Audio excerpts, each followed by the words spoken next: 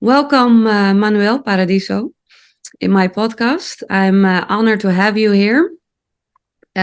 We met last year at the Aesthetic Dance Festival on Cyprus, and we follow each other on Instagram. And like the work field you're in, I do a little bit of the same, but also totally different. And I suggested to you to do a podcast because I think even for myself, but also what I see around me, that a lot of people struggle to be like in their masculine in a healthy way from consciousness, but also how can you be in your feminine in a healthy way, and how can we co-relate to each other when we have relationships? And that's for me that not only in romantic, but also in friendships, in family.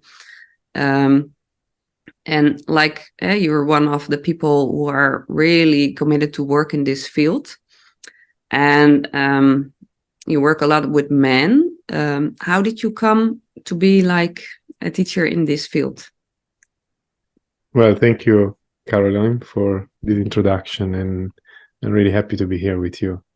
With gratitude that I received your invitation. And so to start immediately answering your question, first, one thing that I used to say to the people who work with me, especially in workshop, play shops, or retreats, that I'm not here as a teacher, and I don't feel I'm really mastering anything. But I'm here as a man in the path that's try to bring other people in the path. And since during my path, I have different experiences. I learn tools, I receive information, I got transmissions from teachers. I try to re-elaborate that and pass to other people that they may do even better than me, or whatever it means. And so, I want to just voice up that I don't feel like a teacher, but it's okay if some people can feel like this about me. Yeah. I let it be. And so how I come up with that? Well, this short version is that there was a moment where I realized I was really going without a precise direction. There is a moment, in that moment I realized that I needed a more focused direction in my life. And that was after a 5-week journey I did with my ex-partner. That moment was my partner. It was 2020, so quite recently. And before that, I had different kind of experiences that opened more and more my eyes. We can see my heart. Mm-hmm. And at that moment, that experience that I mentioned was like the last one of many that finally got me in front of my eyes. Like, okay, what I really want to do in my life. And I realized how excited and enthusiastic I was on working with people when I was in group settings, and also in some situation in one-on-one, but I never had a really personal situation before where I was proposing myself for a one-on-one situation. But I really wanted to, I felt so excited of my own growth. I felt so excited to dive in and discover these new sides and shadows, work with shadows and transform it.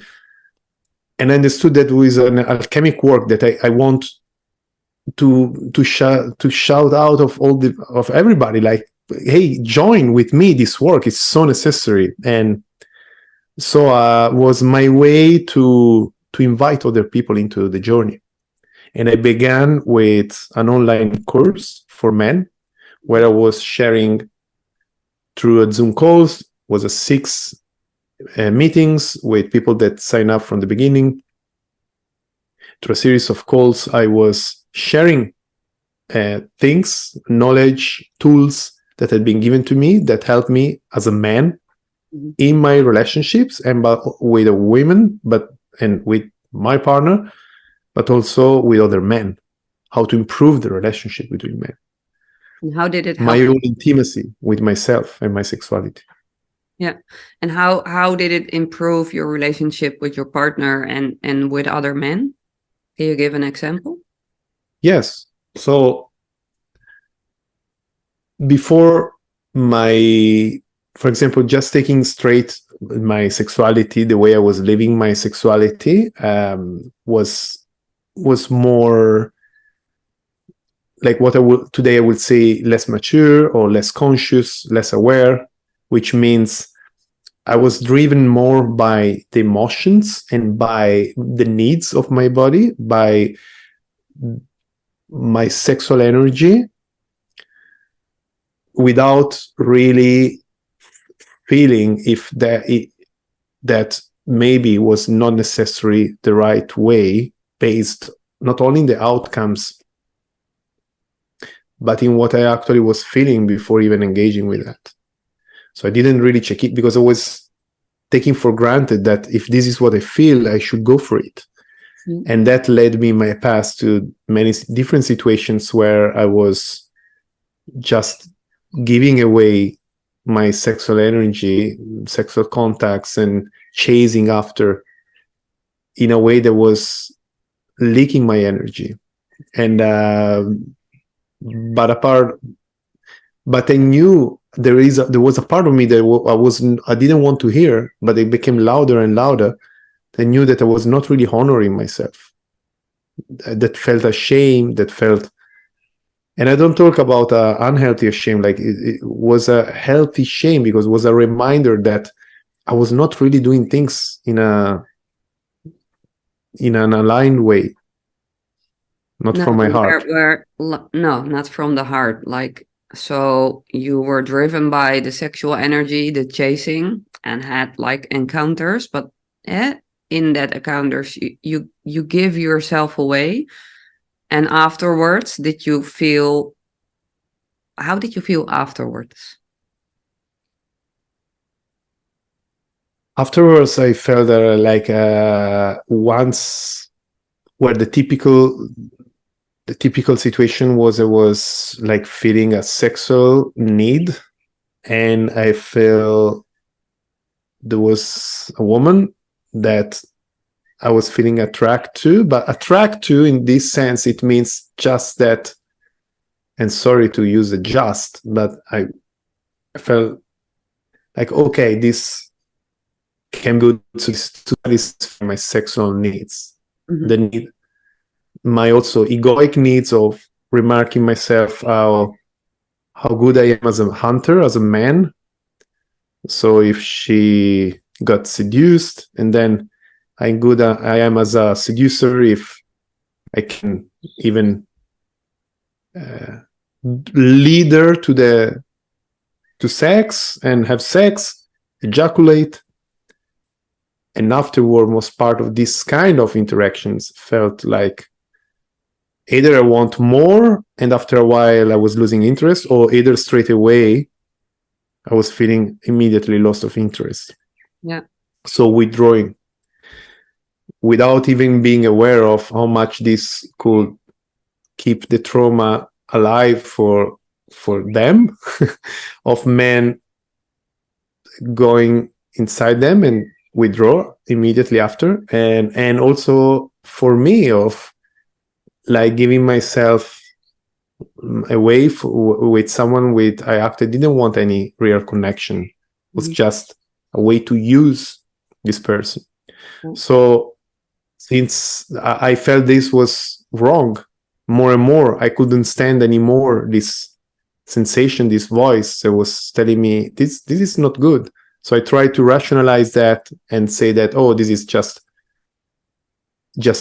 a moral voice, like fuck morality, like this is, I do what I want, it's all consensual, which actually was not necessarily true, but this is another thing that we can open after, because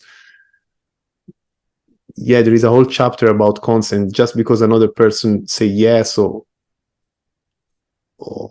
have sex with you doesn't mean that she felt really with me. I want to do the I statement. Doesn't mean that she necessarily felt in line with that.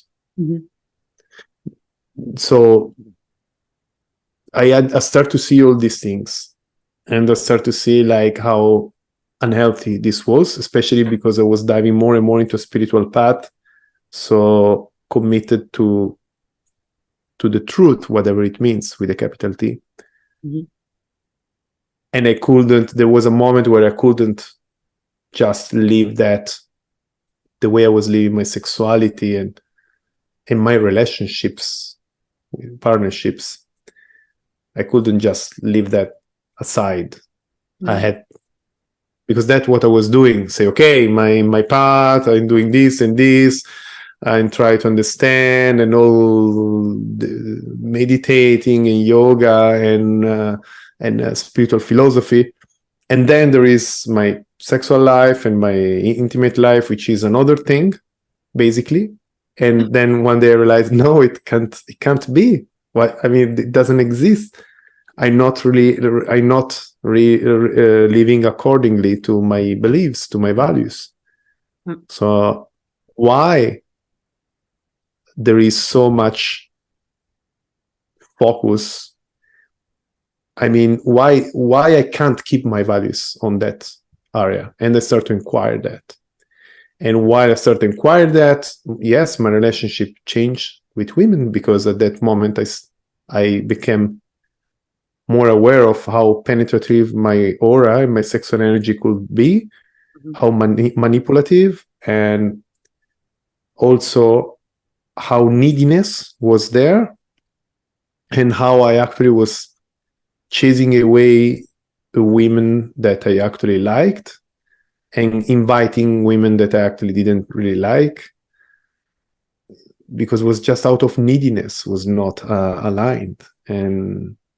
And people feel this, even if they're not aware of it. People feel this, especially, and I would say especially women. Yeah, yeah. If I can speak for myself, like I really feel it when, like, we both do also aesthetic dance. It's a free form of dance, and you can have a dance with another, and it can be very intimate. But when the man or a woman comes with a neediness to me, like, because they want to have like sexual energy flowing, I feel that. So, and I'm very conscious about it. So I will withdraw myself or don't go in the dance. But like, but also like women can do the same. We can seduce, we can from a place of neediness. And it's, if you look deeper, if I can speak for myself, it was very nice to feel that, oh, he likes me, he's turned on by me. It's like putting a cover over your own insecurity about who you are, or like get a confirmation from a male that you're still beautiful, because you cannot give it to yourself. That's from the women's, my own perspective. How was that for you? Was it also like chasing? You come to a point you don't feel it's like I'm not integrity with myself and with the other person, so you start to change it. But before, was it also like getting like constant like confirmations that you are a beautiful man, or to cover your own insecurities? Yeah, I mean, I had a big conflict with that, because I was feeling beautiful and not beautiful at the same time. It was like part of me was feeling beautiful and part of me feeling not beautiful, because I my idea is like, if I'm beautiful, everybody should like me, should be seduced by me, and if not only beautiful but interesting. Mhm. and and this is a big conditioning coming from, yeah, childhood and things, which still nowadays I'm still working on this, because I see how it can come up, Yeah. this thing. And so it was a way, yes, to, it was, there was a big insecurity there about my, yeah, my beauty, not only aesthetically, but I mean, as a person. Mm. So if there was a woman that was half appealing to me, and I had really very open standards, and this doesn't sounds maybe great, and it wasn't indeed, but enough appealing for me to let her like come closer. And if she was seducing me, I was like, yeah, getting that, and say as a cue for, oh, there is a good potential for a connection, and at least a one night stand, because I got seduced by the fact that she was trying to seduce me. Mm-hmm. Yeah. So I found myself, for the fact, yeah, myself give myself away to people that I will normally not have given myself away completely, sexually, intimately, just because they were showing much appreciation to me. Yeah. And the openness to have a sexual connection. And for me, it was enough to be turned on physically and mentally, I would say. Because there was another thing which is important to mention. In these cases, it happened often that I had my sexual energy was moving. I had a hard on when we were maybe making out and touching. There was all this passion. But then the moment we were really like, okay, now we're gonna have like penetration, then I was losing my hard on and I was struggling, and I entering that spiral, and then I need to calm down, either relax, and then after it will happen, or either not happening, and then if I had another chance, then it could eventually happen a little better, and then a little better. So for me, in that moment was like a big punch on my ego, like, oh, I'm not even there man enough. Instead of withdrawing and say something is not aligned here, I was taking like another challenge, like, okay, if it's not happening, I need to make it happen to show her that it's not that I have a problem with my penis, and I can make it, and having to show actually myself that I don't have a problem with my penis. And that led me to force, and somehow, in some way, then it was happening. But nowadays, I see that like as a clear sign from my body saying, I don't want that. Yeah. What are we going through? Because nowadays this is not happening. No. Nowadays I learn even to treat myself, how to treat myself. When I have a special connection, like things don't need to rush, bam, bam, bam, like this. I mean, can take slow, and for some people may not be like this. I get that, but I realized I learned to listen to my body, and so this is also answering again to your first question, like what changed. This is another big thing that changed.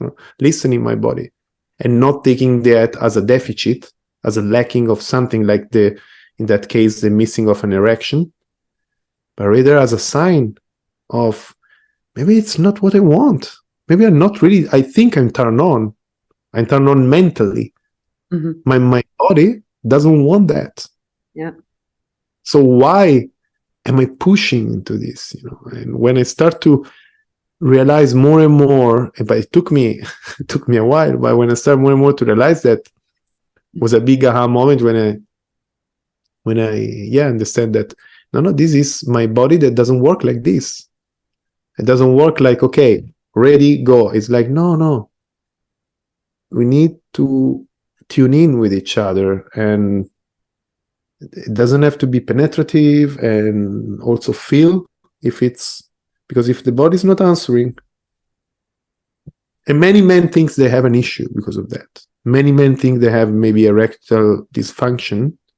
They self-diagnose as a erectile dysfunction, while maybe because while maybe they just need to wait, maybe they just need to review the way they engage with that person. Maybe it's not the person to engage with sexually, but because we come from a culture where a man is a man if he can just show up erected and just go for it no matter what. This is the culture I grew up with, and I think most of the men grew up with that idea, that culture. Yeah, I So think so as well. But like, there is no proper education in sexuality, the way I see it.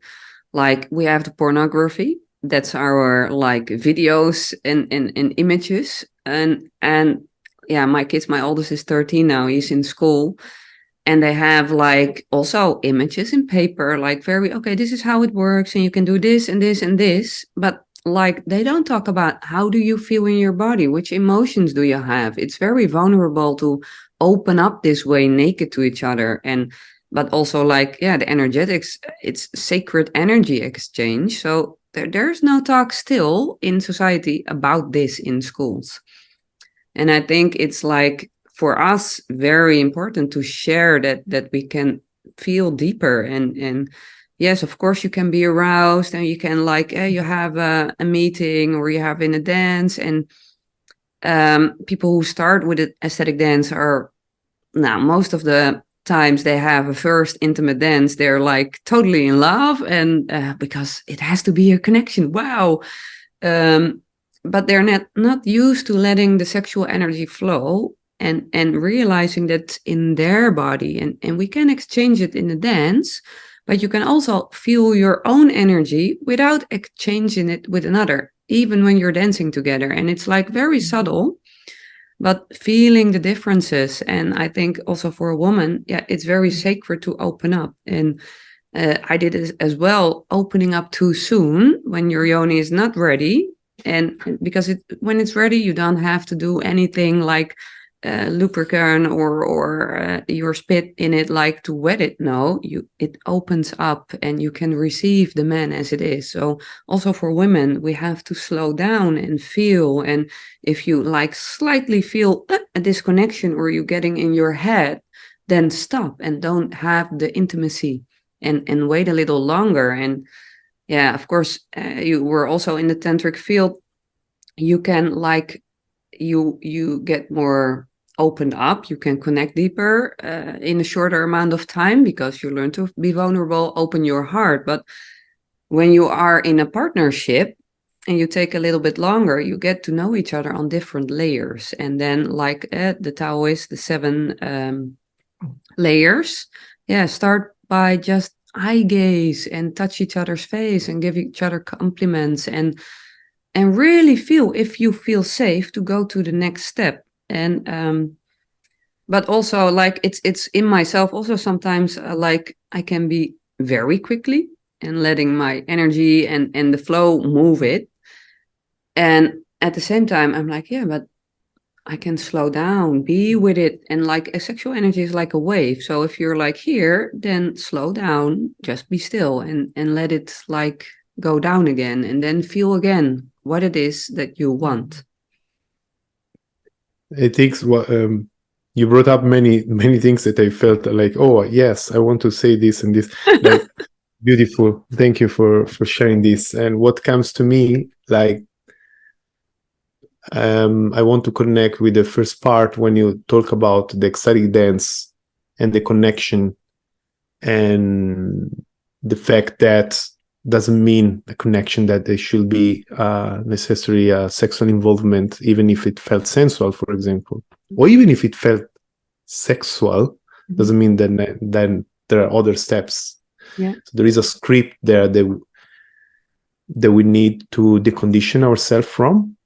And again, I feel my perception is that most of the men have a very strong script on this. But one thing that is counterintuitive for many men themselves and for many people is that men are very, this is a big statement, let's rephrase it. Many men are very lonely, are not, and most of them are not aware of it because they don't want to face that loneliness, and they live with that, they cope with that, and they think it's whatever, they don't even name it. Mm-hmm. But many men are lonely, and actually there have been statistics that makes us think that, I was reading this in a book like about boys and men. It's the title of the book, from an American journalist, made a research on men, and basically show up like it seems like are actually men that are craving more for relationships and marriages rather than women, even if though the story that had been told is the other way around. Oh, wow. But we can see in after divorced, like women are doing much better than men. Divorced women are doing much better than divorced men in the way they conduct themselves, their life. And most of the men, they feel more miserable, which why I'm bringing up this, because there is still not spoken enough willingness from men from connection, because the theory behind, which I embrace, is that they are not usually educated to culturally or conditioned to express this need for intimacy in other way than rather just sexually. So as soon as there is a good input that can open the road to that connection, a man wants to, I mean, I'm quite generalizing here, but I feel there is some truth here that needs to be told and shared. I may not express it in the best, most objective way, but it needs to be told. So as soon as a man feel this connection, like the neediness behind comes, and the neediness to go into the sexual connection in order to satisfy that intimate connection comes out. I don't say that this doesn't exist for women. I say that I grew up hearing that was more the other way around. Yeah. And men just feel, oh, they just want to fuck. But I think it's much more than just want to fuck. Why they just want to fuck? And it's more cultural than biological, like we had been educated to. Culture, it means, the conditionings and the environment we grew up to. And it's an environment where men, they can't express intimacy between them and with themselves. How? By masturbating in front of a screen very fast, ejaculating, that's it. That's self-intimacy for men. Because if a man start to have pleasure, self-pleasure, which is one of the practices also that shift the relationship with myself, with my sexuality, start to touch themselves more slowly, taking care, it start to feel feminine. It start to feel wrong. It start to feel, so I'm a man and not supposed to act as anything that feels like feminine. There is that conditioning, and I felt that conditioning when I started to practice that, and I didn't think I had that kind of conditioning, but then I felt weird because I was starting to touch myself in a different way and not focusing on my genitals, slowing down, not ejaculating. I felt it was more feminine, and in some way energetically we can say, and there is maybe, yes, it's more feminine, and there is nothing wrong with that. That's the whole point, because if we focus only in one way, we are out of balance. We are repressing something. If we are repressing something, we create a neediness and also an aversion towards that thing. So I want to stop there because I want to give you space for also no, it's good. Bounce Just back. share. No, I totally agree. And what I see in my line of work, that like from the childhood, lack of mother love, and it can be like as simple if you're not breastfed as a baby, that can, like when you really put it over the top, you can be a rapist, because but underneath that is the neediness or the longing for connection. You want to feel that connection. And yeah, but for men to speak it out, that you long for intimacy, is very difficult. And because we're also here, we're not raised like that. Like, don't cry, don't share your feelings, and it's feminine. But like, we are one sperm cell and an egg cell, so we are like 50% masculine and 50% feminine. And like, we have to embrace both sides in ourselves as a woman, but also as a man. And yeah, some women are more in their masculine, because we're not like having a man besides us where we can lean on when it's like needed, or yeah, expressing our emotions, because men cannot be with their own emotions. So how can they be with others? They want to fix it. And it's also like the programming. But also, if you look in like the tantric energetic exercise, women give from their heart. So if your heart is closed off, you can give me your sexual energy, but the circulation stops here.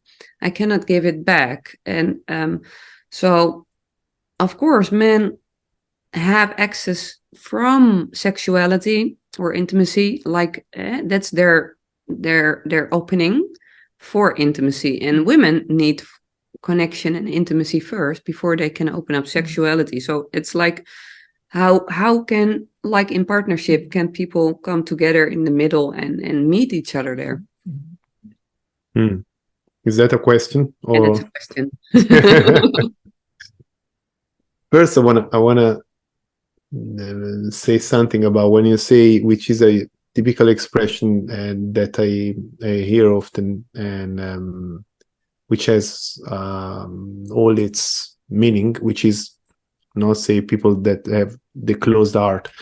I remember, I think was a teacher of mine. I don't remember exactly whom. I think I have a guess, but I forgot. But it stayed with me. This person that said, like, nobody has a closed heart. You know, there is no such thing as a closed heart. There may be some resistance. There may be some layers in between. But this idea that something is closed or open, and then people believe that, oh, my heart is closed, I need to open, and it's not even fixed. You know, I can be with one person more resistance or not. So I would like to, give a reflection into that, even in the way we use our words connected to this. Since then I try to catch myself on not saying that. But so it was just a sharing, so a reflection. And you're free, of course, to challenge this. No, it's like I agree. But I think it's like you always feel. So your heart cannot be completely closed. But I think it's with one person you can easily share your heart more and like put aside the layers. And with other people, you put on more layers to protect yourself because you don't feel safe. And I think a lot of men have more layers and are not used to share it like men and men together. Like when they're not like conscious yet or walking the spiritual path, like the programming we have, men don't hug, men don't cry. It's like still present here. And I think like for me it's different because I'm like, my male friends do cry and they share what they feel, so it's not my circle, but I see it around me. And also in my clients, I like, with some men it takes a lot of time to open up and like be with me in a session and really share their emotions. There's so much unsafety on it. So they have a lot of course, there are good reasons for that. Yeah. And these are already shared in a post, and I think in another talk I had, like, which is something actually even comes from Brené Brown also. She brought up this, like how many women are claiming that they want their man more in touch with his emotion? Yes, but between inside this group of women, how many women are actually able to hold space, to stand and still be attracted by their partner if shows up in his emotional state? And I tell you, not many. No. There is a big gap between the women are desiring a man, not emotional man, but a man more in touch with emotion, and the actual number of women that are able to stand that. Yeah. Because you will be surprised, maybe, to see that there are women that can be beside the claim that are doing, that are saying, they will be actually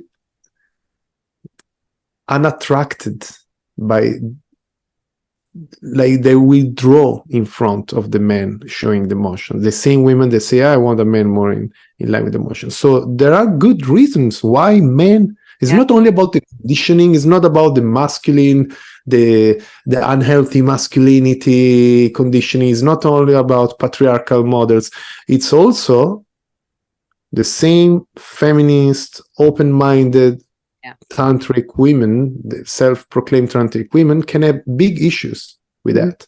Yeah. So it's not just about men they need to change. Even what is the role of women and partners into that?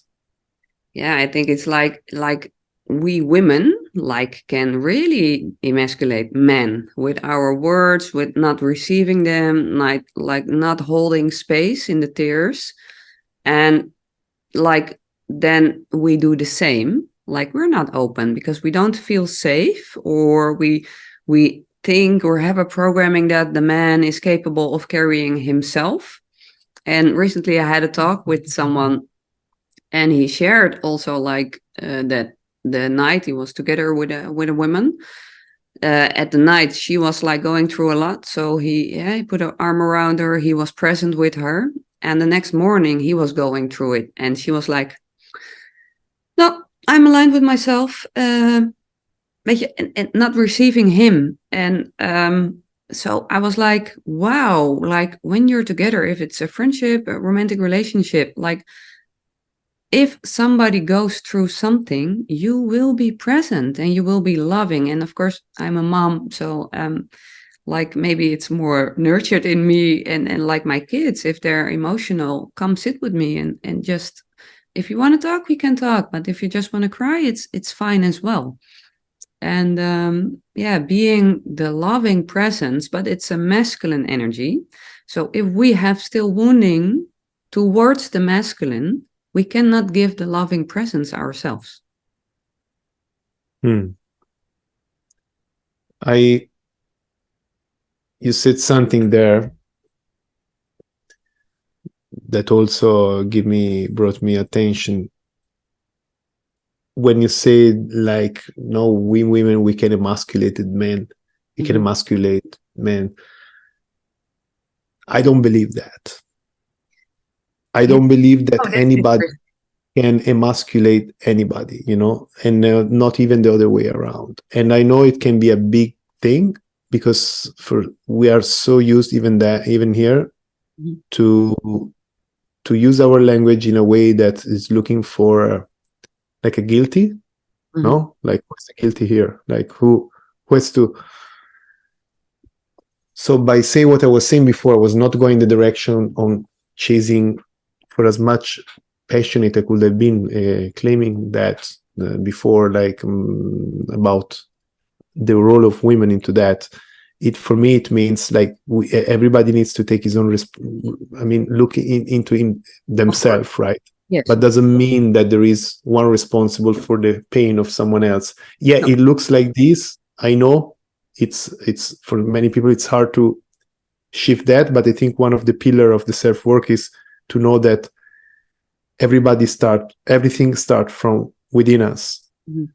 Even when we feel a victim, even where we think we are clearly a victim in some even obvious things, but there is no other way to grow if then stop thinking I'm a victim of something, and like men thinking they're a victim of women that try to emasculate them. This is so wrong, because we just cause a war, another war. Yes. We create Of victims. course, it's never okay to like be in victimhood, but it's like you have, like you told, like women want emotional men, or like like men who are able to share their emotions. But like if we still have woundings ourselves, we can like call all the men out, like, hey, come back into your heart, open your heart, share your emotions.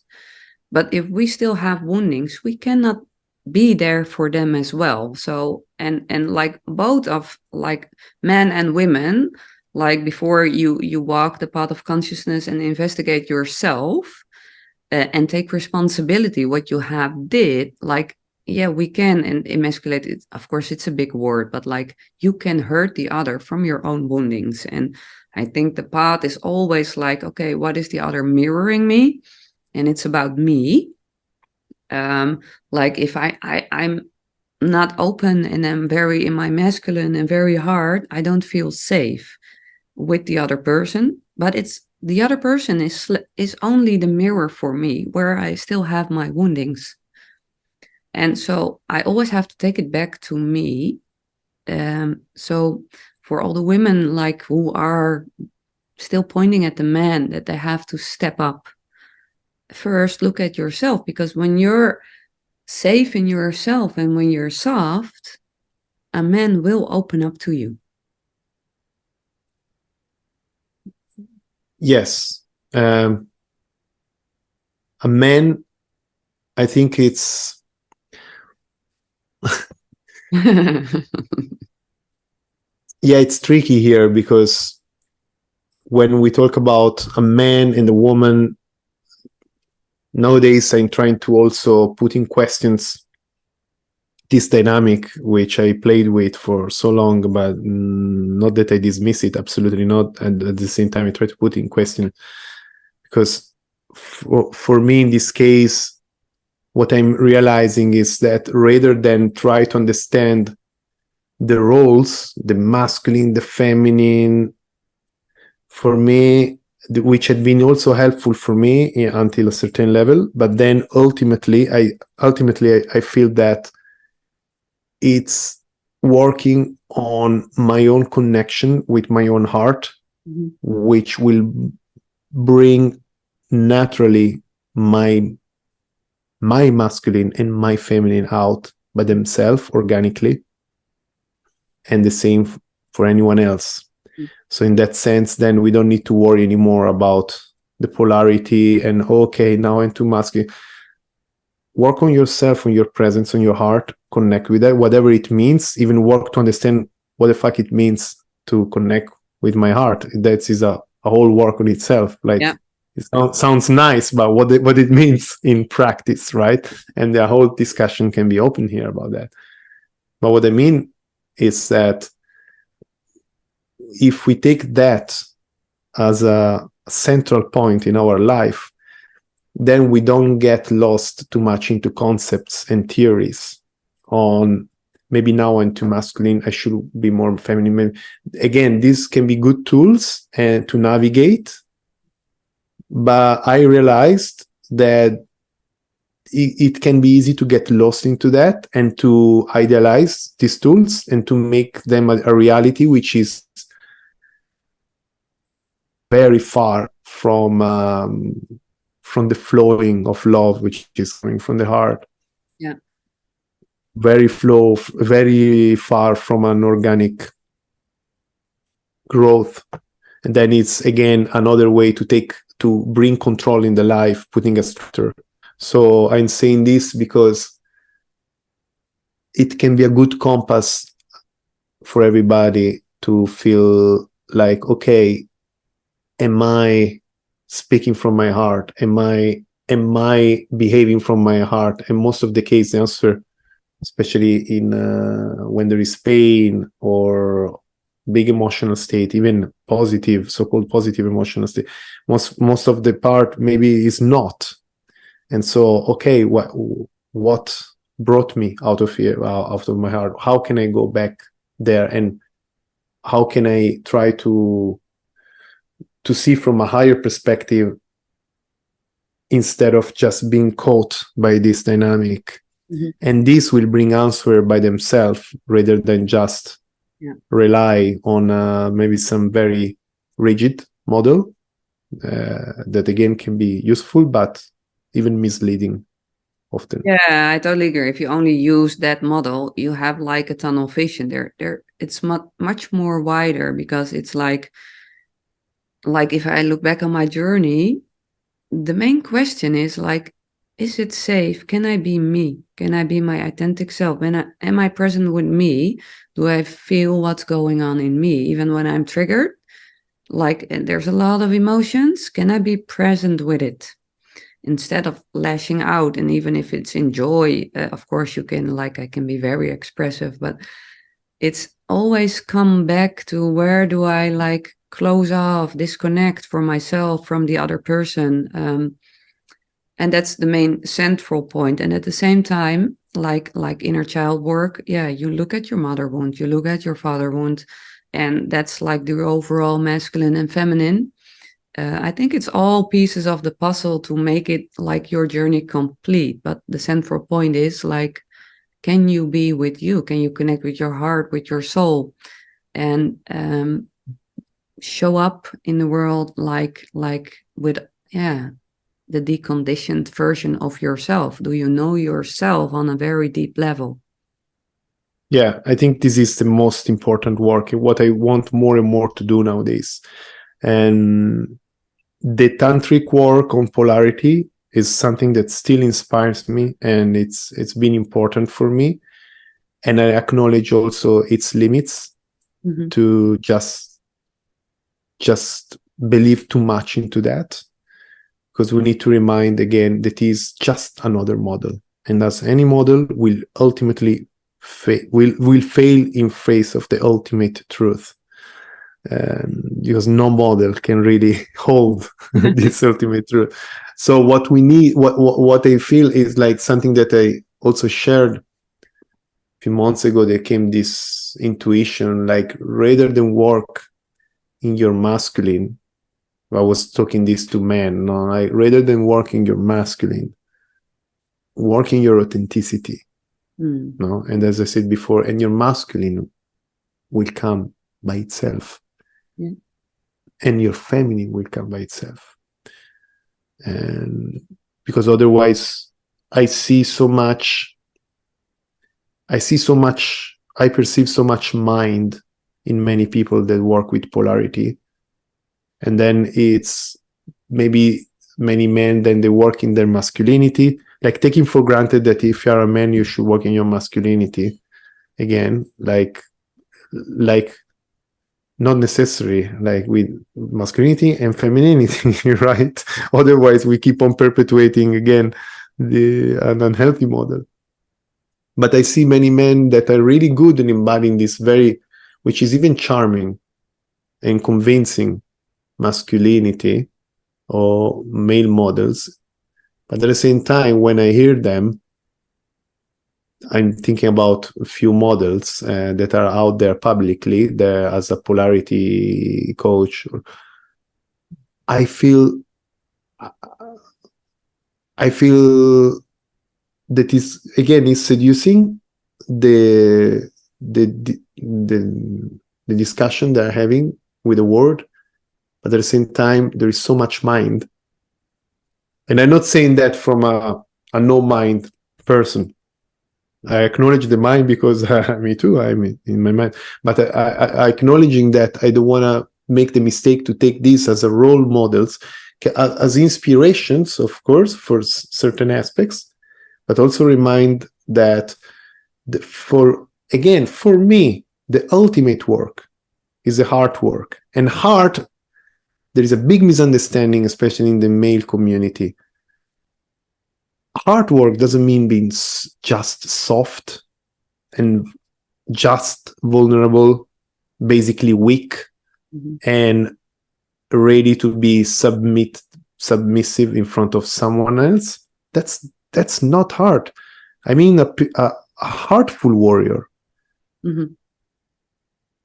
without the heart, like in our culture in Europe, we have the character of Jesus, which is very masculine and super open-hearted, super heart connected. In fact, the symbol, no, it's the heart with the spines, you know, the bleeding heart, the Jesus, you know, like this shining heart. And at the same time, there are scenes in the Gospels where the famous scene when he goes to the temple and kick out the how you say, the dealers. I forgot. Anyway, the people that had the market inside the temple, he kicked them out from the temple with such a strong masculine force. So I think this is a good model to refer to, you know, being centered in the heart and be vertical at the same time, but speaking from the heart. And I think when we work on that, we can't lose our way, because this is our way. Yeah. And the way of the heart, it means the way of the soul. Basically, is another synonym for to say that we need to identify ourselves with our soul rather than with our ego, or with our masculine aspect, or with our feminine aspect. Or the only answer can be try to understand where the soul is and connect with that, identify with that, and that way our higher self will realize, and whatever we'll do will be great. If our higher self express himself in a more feminine than masculine way, even if you're a man, that will be perfect, because will be expressed from the soul. There is no more, there will be no more any trouble thinking, am I too feminine, am I too masculine, then I will attract a woman that is, oh, maybe not for me. There will be no any more shit storm in the head you're about like that, in your mind, because it's coming from an authentic way, so it can't be wrong. No, but that's like, but then like you said, yeah, but more masculine, more feminine, then you're in your mind, like, Yes. so then like when you're thinking, okay, drop down, and it's also, how do I feel, but how does my body feel? Do I feel something near my stomach, or how's my neck feeling? Like your body, like coming back to the sexuality, your body will show you when you are like, it's so much more intelligent. Like I was sick, of course I had to slow down. I honor that. I go lie in my bed, have a day of fever, and then the next day I'm like, oh, I feel better. But a lot of people also are so disconnected from their bodies. Even like the COVID period, like didn't help. Like, okay, when you're not feeling right, take a day off, rest, honor your body, what wants to come true. Like we're so educated in our mind, and it starts in like school with the kids, and sitting still and not running around, and like getting into your head more and more, being prepared to work a 9-to-5 job, and it's not finished at 5, because when you're at home you have to work even more. So when is the time to just sit and feel? And if you look at Muslims, like they will pray 5 times a day. And I'm not a Muslim, and I'm not for any kind of like some like stream to follow, but it's like they're taking time 5 times a day to sit with themselves. And I think we can like have like more integration of that, like, okay, even put on your phone like every 2 hours or every 3 hours, and then just connect with the question, hey, what do I feel right now? And not a whole story, just, oh, I'm now happy, or I'm content, or a little bit sad, or it can be very subtle, but people are not aware like how many emotions they have during the day.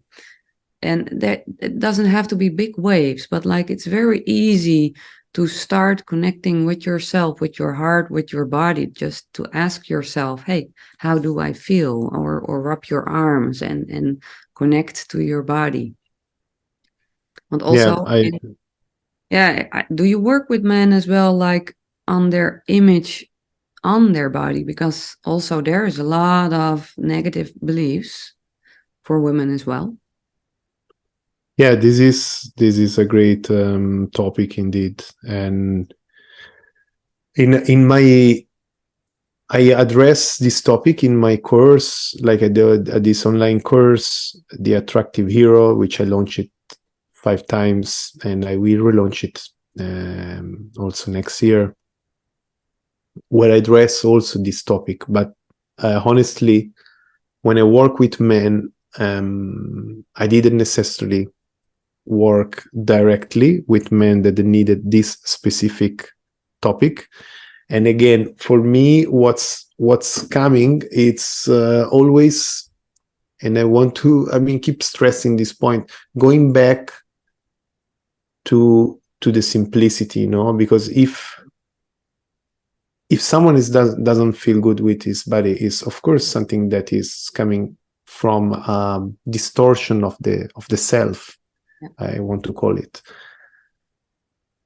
So unless there is a specific need to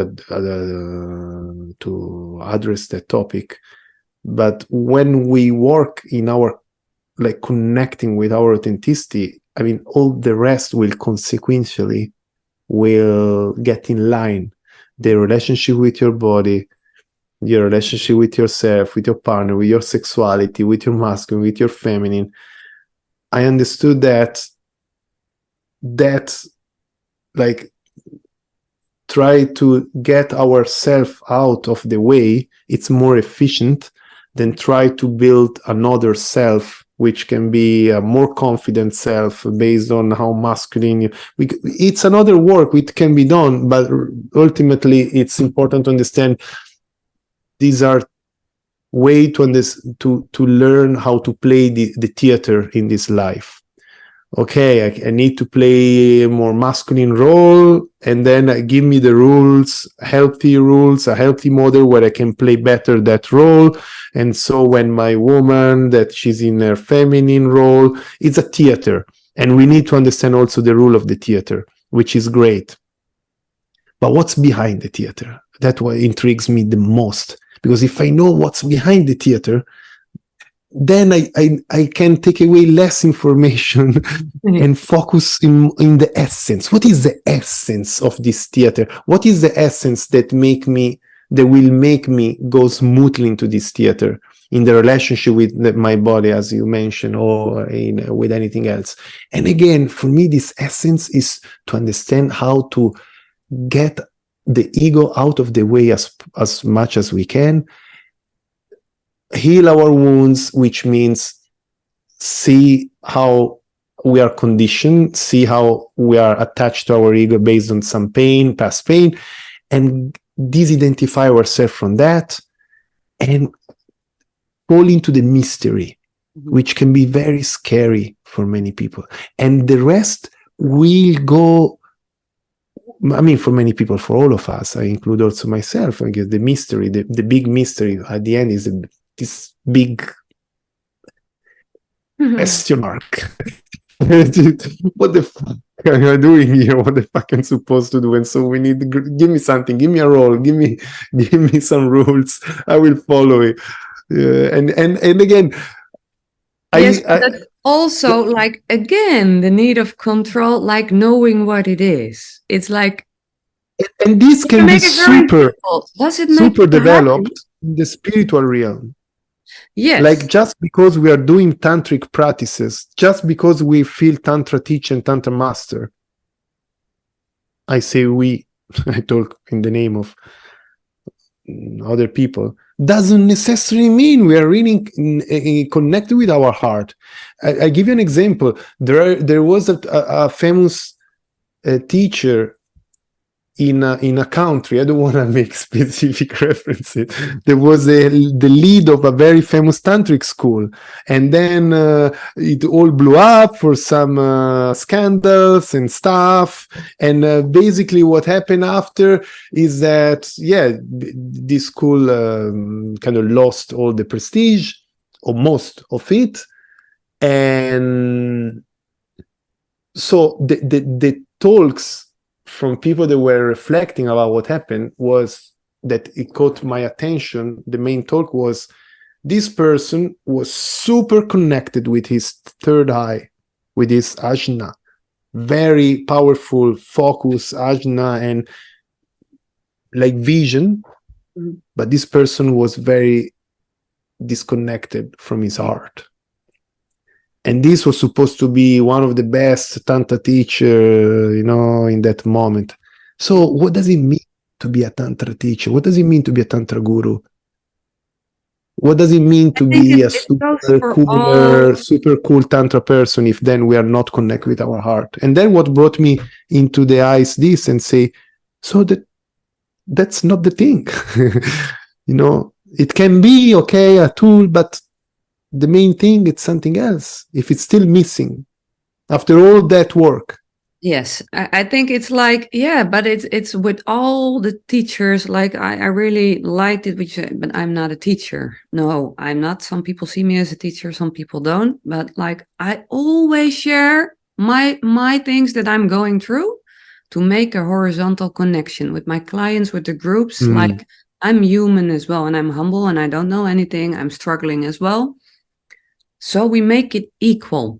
And yes, I can guide you. Yes, I can help you. I have a lot of tools in my toolbox. But like, yeah, with I'm very like, my integrity is like very big. And sometimes I write a post like to just kick a little bit like Stearns on Facebook, because like like people, for me, when I have space holders, I will pay them, like, or it is in money, or they have a free workshop, or like there has to be an exchange. And I see a lot with like the big companies that like feeding off, like people want to acknowledgement, and of course that's their journey, that's their path, like they have to step into their own power, but like there's no exchange, like, and for me it's missing integrity, like, and speaking thus subtle truths in the energies, it will stir up. And it's also with Tantra teachers, like, okay, you're a guru or you're Tantra and you're very skilled and like, but where is your heart? Where are you allowing yourself to go deep and show your authentic self and your vulnerabilities, your insecurities, and really Your meet humanity. yes, and really the other person on a deep level?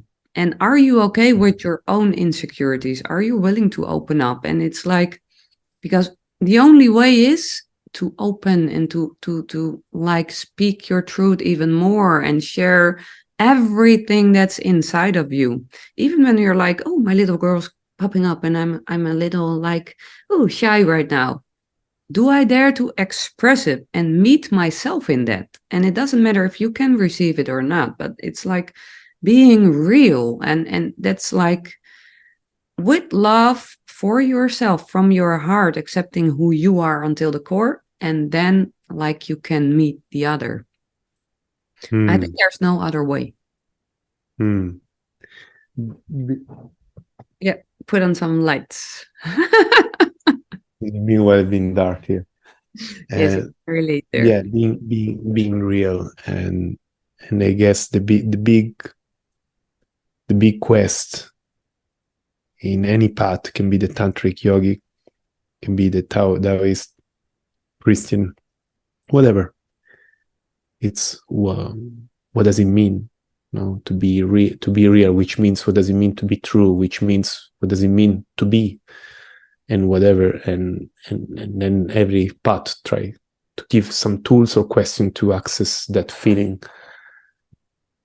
But we need to get reminded of that question, which is behind all of the path or the quests, which is the reason why we are here, me and you, today also. Yeah. So I feel more and more that my work, it's not necessarily to lead men and be more masculine or to have a better sexuality. Of course, this is an outcome. But the work is like of this, to bring them in touch with that question and try to answer that. And of course, I will not provide the answer. How can I? Because I still and looking it's different for myself, everybody. right? But in doing that research with different tools that can be useful for it, many things can dramatically shift in a positive way. just on doing, commit to that search. And my mission here, the core of my mission, I will resume it like that. I want to inspire other people to join me in this quest. And it's nothing new, but we need more and more people into this quest. And I can then, how I do that? I can do that through men's circles, through intimacy play shops, retreats, because it's a topic which in this moment of my life really light me up. But tomorrow, maybe through a different way. Maybe it's not anymore through men's circles. Maybe it's not anymore through, can be a different way. The how, I mean, the what, basically, because the how will be through interaction, and the what in men's circles, whatever. Because I like this, like from the why to the how to the what, this diagram, which is very helpful. But the main why, the core why, it's that. And so that's why it's important for me to go back there, no? And then, yes, of course, we can talk about all the others, tantra and circles and things, but it's important to get reminded also to remind people that these are just way different approaches to finally get in touch. There are a lot. It's just their tools, their methods, and they can really help you. And like they help me as well on my path. And then you come to the essence, like, okay, live from your heart, and who are you, and can you, give yourself your uniqueness to the world. Which is the title of your podcast, right? Yes, and my Live From Your Heart is also the title of my company. Yes, it is. It is. I think we can finish it up like this. Do you want anything else to share? Well, people can find me if they're curious how I work and what I have to offer. They can find me online. I have a website, manueleparadiso.com, and I have an Instagram also, Manuele Paradiso. And and then they keep updated with what I'm offering. That's what I feel to share now, because I think we shared very beautiful change and completely unexpected in the direction I thought was going. It had been a beautiful free flow. Maybe not structure, but again, that was in the name of what we felt in the moment. So I really appreciate how you invited to this. Yes, thank you, and thank you for sharing your views and your wisdom.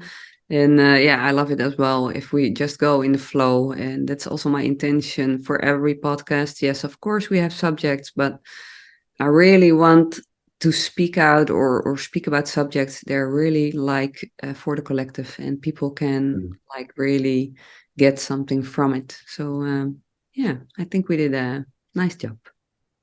Thank you, Caroline. You for sure you had a nice job to initiate this, and and to bring up all these topics and questions that inspire me. Thank you.